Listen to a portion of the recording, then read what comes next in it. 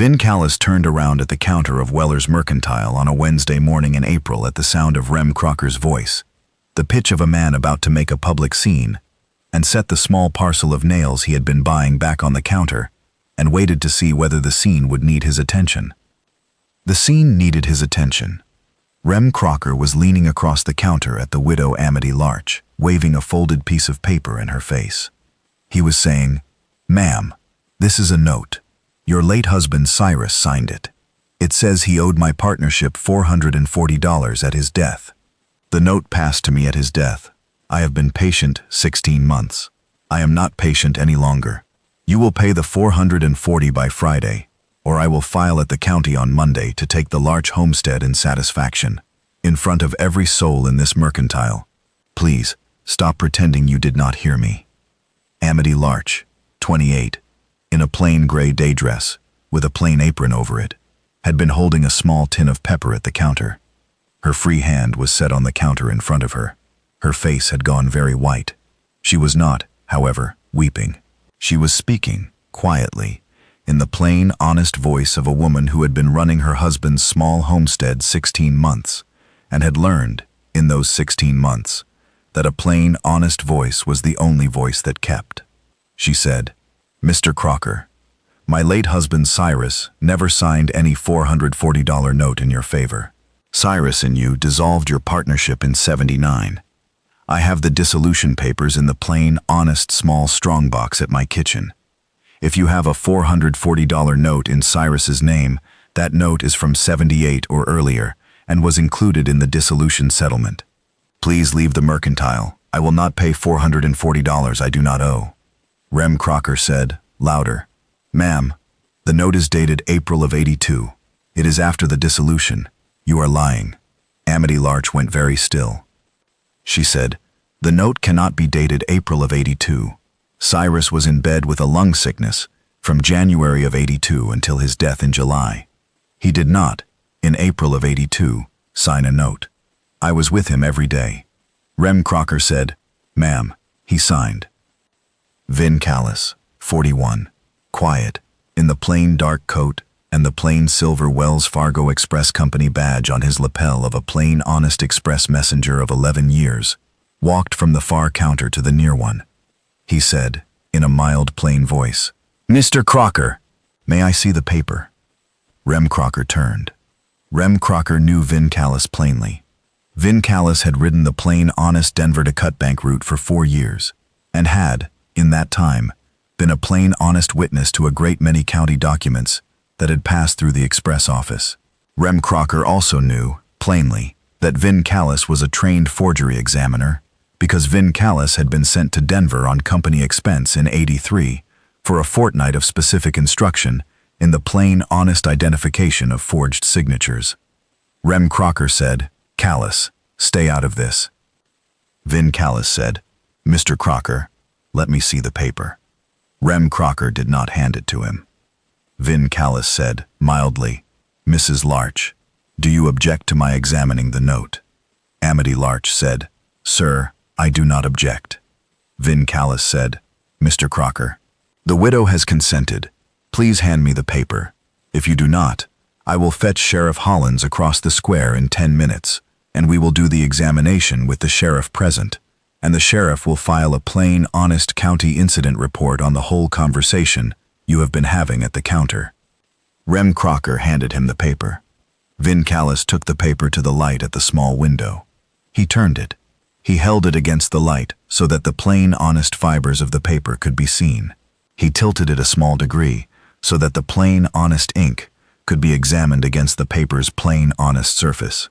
He said, at the window, in his mild, plain voice, "Mr. Crocker, this note is dated April 14th, '82. Rem Crocker said, "Yes."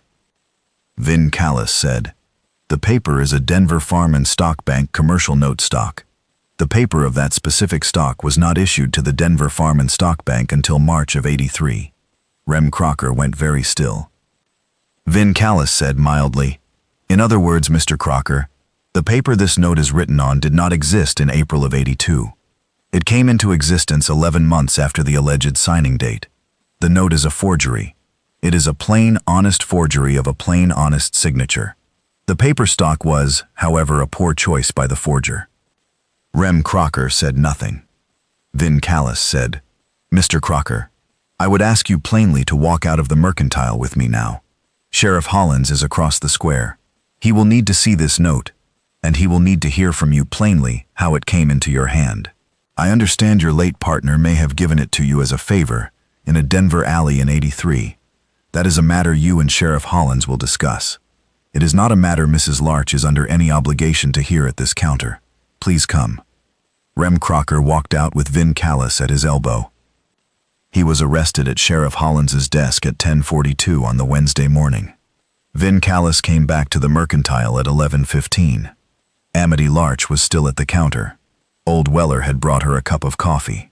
She had not, in the intervening minutes, wept, but her hand around the tin cup was not steady. Vin Callis said, "Mrs. Larch?"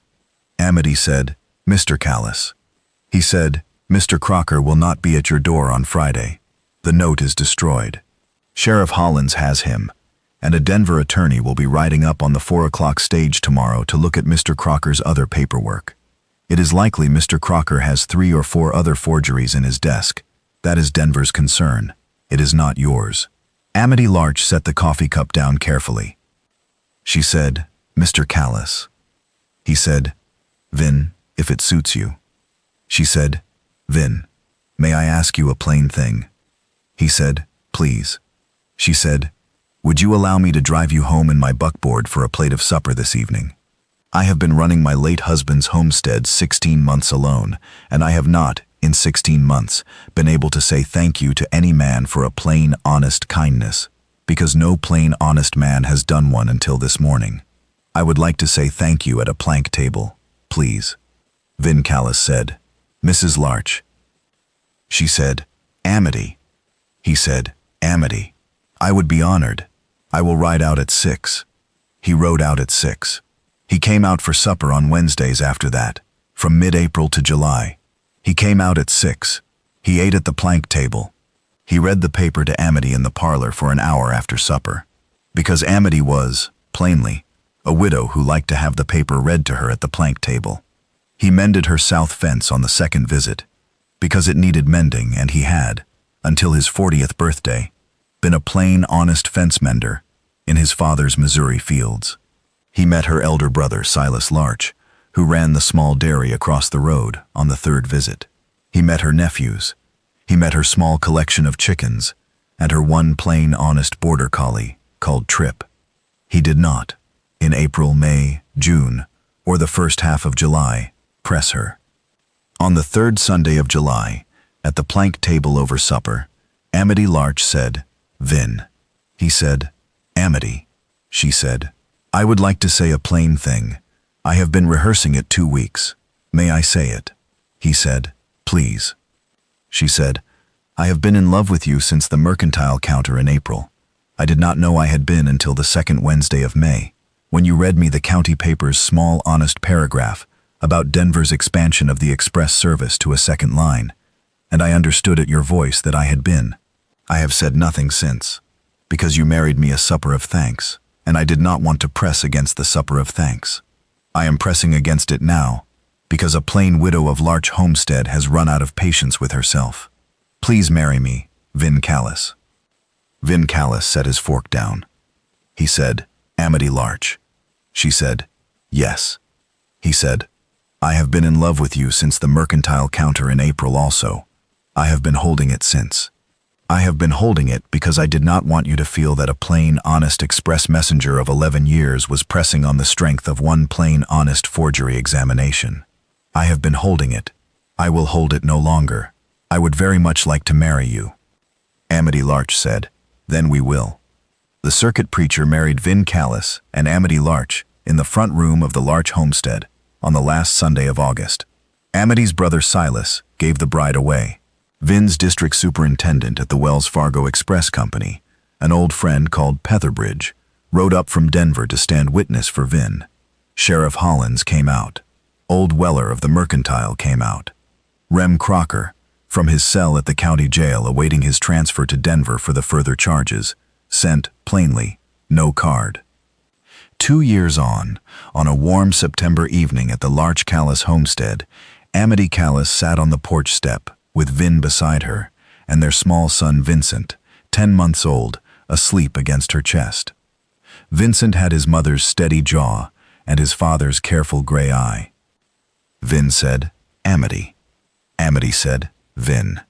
He said, "The Wells Fargo Company has offered me the district superintendent's post at Cutbank. Petherbridge is retiring in April." Amity said, "You have not told me you were being considered." Vin said, "I did not want to tell you until I knew. I know now. The offer arrived by the 4 o'clock stage today. It is a good salary. It is at Cutbank. It is a plain, honest office job. It would mean I ride the plain, honest 12 miles to Cutbank each morning, instead of the plain, honest 100 to Denver every fortnight. It would mean I ate supper at your plank table every night instead of every second Wednesday. That is what it would mean. I have not accepted. I wanted to speak with you first." Amity Callis said, "Vin." Vin said, "Yes." Amity said, "Please accept." Vin said, "I have, in my head. I will send the wire at first light." Amity kissed her husband's temple. The pasture went to gold. Trip the border collie slept on the porch board. Somewhere across the road, old Silas Larch was closing up the dairy for the evening.